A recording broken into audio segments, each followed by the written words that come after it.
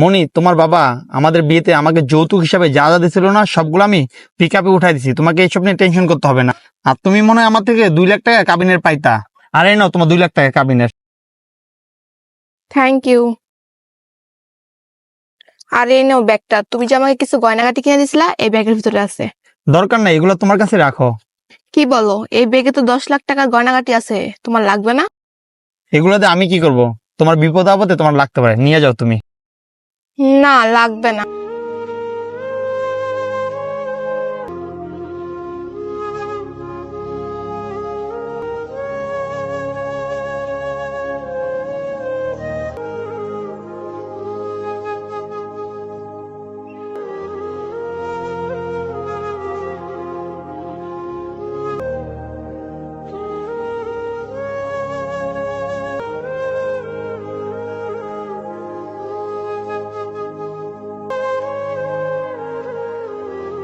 কি ব্যাপার মনি, তুমি আবার আসলা? একবার ফোন দিয়ে জিজ্ঞাসা করো আমার জয় জিনিসের সাথে তোমার জয় জিনিস ভুল করে নিয়ে গেল নাকি। না, ফোন দিয়ে জিজ্ঞাসা কর নাই। মনি প্লিজ, তুমি আমাকে মাফ করে দাও। লাস্টবারের মতো আমাকে একটা সুযোগ দাও প্লিজ মনি, প্লিজ।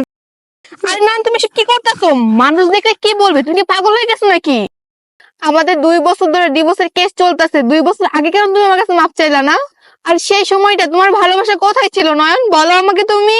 মনি, এখানে আমার কোনো দোষ নাই। তোমার ফ্যামিলি আমাকে ভয় দেখাইছে, বলছে তোমার সাথে আমি তো বেশি কথা বলি, তাহলে তারা আমার নামে নারী নির্যাতনের মামলা করবে, কারণ আমি যে তোমার গায়ে হাত তুলছিলাম মনি।